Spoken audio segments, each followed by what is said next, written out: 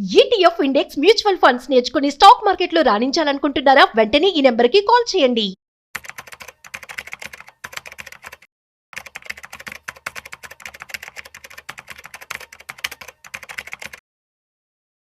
Reliance power stock sudden గా growth వచ్చింది. So మనం చూస్తున్నట్టయితే నిన్న బాగా పెరిగింది, ఈ రోజు కూడా 1% ఇప్పటి వరకు చూసుకున్నట్లయితే పెరిగిందనమాట. మరి ఇట్లాంటి టైంలో రిలయన్స్ స్టాక్ నుంచి మీరు లాభాలతో బయటపడాలంటారా? ఇక్కడ నుంచి ఇంకా పెరుగుతుందా? అట్ ది సేమ్ టైం అసలు ఎందుకని ఇంతకుముందు కొంచెం డౌన్ అయింది అండ్ దాని యొక్క ఫ్యూచర్ ఎలా ఉండబోతుంది, ఈ విషయాలు కూడా మనతో చెప్పడానికి మనతో financial planner so Anil Kumar గారు ఉన్నారు. సో వారి మాటల్లో మరింత సమాచారం అడిగి తెలుసుకుందాం. సో హాయ్ హలో నమస్తే, welcome to business buzz with Rajeev Pasupuleti on Suman TV. So hi sir, నమస్తే. నమస్తే అండి. ఎలా ఉన్నారు సార్? గుడ్. యా సార్, మనం చూస్తున్నట్లయితే రిలయన్స్ పవర్ సో నిన్న మంచి గ్రోత్ వచ్చింది అండ్ ఈరోజు కూడా మంచిగా 1% వరకు ట్రేడ్ అవుతుంది ఎక్స్ట్రా.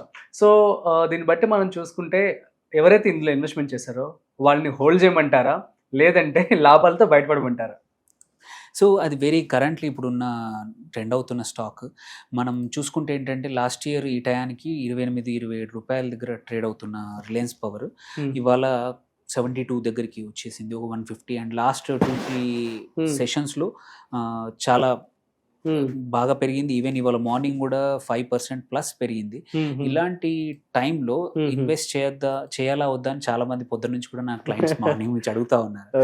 సో ఇది 52 వీక్ రీజనబుల్ గా కూడా ఉంది కాబట్టి చేయొచ్చా లేదా? ఇంతకుముందు వన్ రీజన్ ఇంతకుముందు ఏంటంటే ఇది అనిల్ అంబానీ స్టాక్ ఇది.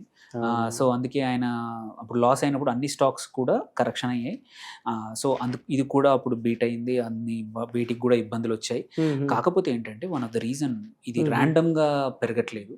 సో మీరు మొన్న Q4 మన 2024 Q4 Q4 రిజల్ట్స్ ఏవైతే చూసుకున్నామో వాటిలో ఫర్ షూర్ ఒకటి టర్న్ అరౌండ్ అయింది. అది కూడా ఏంటంటే నియర్లీ ఒక 125 crores ప్రాఫిట్ వచ్చింది.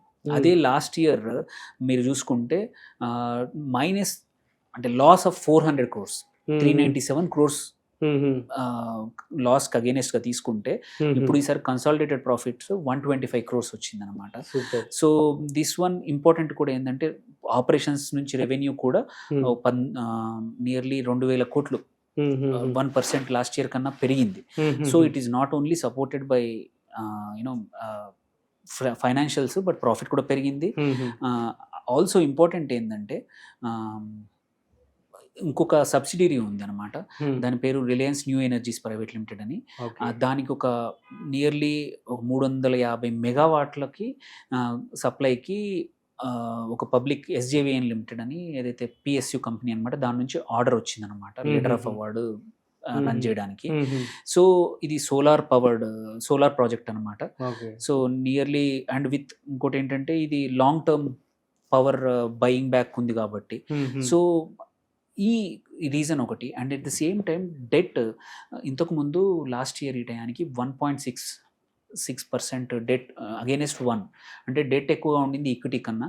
అది ఇప్పుడు లెస్ దెన్ 1.8 డెట్కి వచ్చేసింది.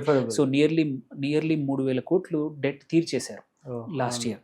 సో డెట్ తగ్గిపోయింది. So debt to equity ratio కూడా బెటర్ అయింది, ఇప్పుడు డెట్ తగ్గిపోయి 0.88కి వచ్చేసింది. సో అదొక one of the major reasons ఈ దీనికి.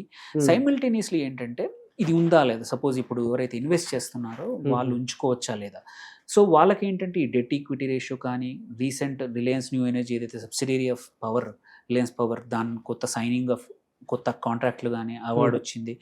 ఆల్సో వీళ్ళకున్న long term power purchase agreement PPAs అంటాము, power purchase, most of them are long term. So long term ఉంటే ఏంటి అడ్వాంటేజ్ ఏంటంటే పాత ప్రైస్ దగ్గర ఆల్రెడీ లాక్ ఇన్ అయిపోయి ఉంటాయి. సో రెవెన్యూస్ అనేది సర్టెన్, అంటే ప్రాబబిలిటీ అది పెరగచ్చా వస్తుందా లేదా అనే కాకుండా వచ్చే అవకాశాలు ఉన్నాయి అన్నమాట. సో ఆ లెక్కన చూసుకుంటే డెట్ కూడా తగ్గడం వల్ల కొంచెం రిస్క్, ఇంతకు ముందు ఉన్న స్టాక్ ఉన్న రిస్క్ అనేది తగ్గడం మాత్రం జరిగింది. సో అందుకే ఎవరైతే ఉన్నారో ఇన్వెస్ట్ చేస్తున్నారో తక్కువ, ఎస్పెషల్లీ రిలయన్స్ పవర్లో లాస్ట్ ఇయర్ కానీ ఒక 1.5 year బ్యాక్ ఈవెన్ 17-16 దగ్గర ఎవరైతే స్టాక్ కొన్నారో వాళ్ళు ఇప్పుడు ఎగ్జిట్ అవ్వాలంటే కొంచెం ఎగ్జిట్, ఇప్పుడు లెట్స్ సే మీరు పెట్టిన అమౌంట్కి, ఎందుకంటే నియర్లీ 152%, 200% పెరిగింది. సో మీరు 18-20 దగ్గర కొన్న వాళ్ళు ఇవాళ 72 దగ్గర ట్రేడ్ అయినప్పుడు మీరు పెట్టిన ఇన్వెస్ట్మెంట్ బయటకు తీసేసుకోండి, ప్రాఫిట్ అలాగే ఉంచుకొని ఇంకొక 1 or 2 years ఉంచుకునే అవకాశం, ఇబ్బంది ఏం లేదు. ఎందుకంటే రికవరీ స్టార్ట్ అయింది కాబట్టి ఇక్కడ నుంచి ఇంకా మచ్ హయ్యర్ గ్రోత్ ఉండే అవకాశాలు ఉన్నాయన్నమాట. సో దీనివల్ల డెట్ సర్వీసింగ్ యాక్చువల్లీ ఏంటంటే లాస్ట్ 1 yearలో 5,338 కోట్ల అప్పు తీర్చేశారు. సో అందుకే అదొక major turn around. Profit recovery కూడా స్టార్ట్ అయిపోయింది. ఆల్సో అగ్రెసివ్గా ఎక్స్పాండ్ చేస్తున్నారు రిన్యూవబుల్, అది కూడా రిన్యూవబుల్ ఎనర్జీలో. సో ఇవన్నీ ఉండడం వల్ల ఇట్స్ అండ్ ఎస్పెషల్లీ మనం చూసుకుంటే లాస్ట్ 6 months 3-4 months నుంచి కూడా clean energy, renewable energy stocks ఏవైతున్నాయో మంచిగా ట్రేడ్ అవుతున్నాయి.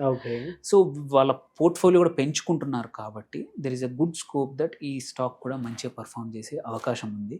సో అలాంటి టైంలో ఎవరైనా సరే మల్టిపుల్ అనలిస్టులు నేను స్టడీ చేసింది చూస్తూ ఉంటే మాత్రం దీన్ని మాత్రం ఇంకా హోల్డ్ చేయొచ్చు. ఎంట్రీ మాత్రం జాగ్రత్త పడాలి. బట్ ఉన్న వాళ్ళు మాత్రం I suggest hold for some more time. ఒక 1 or 2 years హోల్డ్ చేసినా మంచి రిటర్న్స్ వచ్చే అవకాశాలు ఉన్నాయి. కొత్తగా మాత్రం చేసినప్పుడు కొంచెం జాగ్రత్తగా ఎంటర్ అవ్వండి. బికాస్ ఎనీ స్టాక్ ఒక సంవత్సరంలో 200%, 300% పెరిగింది. 28 నుంచి 72 రావడం అంటే నియర్లీ 300% పెరిగినప్పుడు కాషియస్గా ఎంటర్ అవ్వడం బెటరు. అదర్వైజ్ ఉన్నవాళ్ళు మాత్రం హోల్డ్ చేసి ఇంకా కొంచెం బికాస్ టర్న్ అరౌండ్ కనబడుతుంది కాబట్టి హోల్డ్ చేస్తే మంచిది. Okay, super sir, thank you so much. So guys అర్థమైంది కదా. సో రిలయన్స్ పవర్ అనేది ఎందుకు కాదనుకున్నా మంచిగా గ్రోత్ అయితే అవడం జరుగుతుంది compare to last year. So దీన్ని హోల్డ్ చేస్తే కూడా బెటర్ అని చెప్పడం జరుగుతుంది. సో డాక్టర్ అనిల్ గారు మరొక ఇంట్రెస్టింగ్ కాంటెంట్తో మళ్ళీ కలుద్దాం. అంతవరకు చూస్తూనే ఉండండి సుమన్ టీవీ.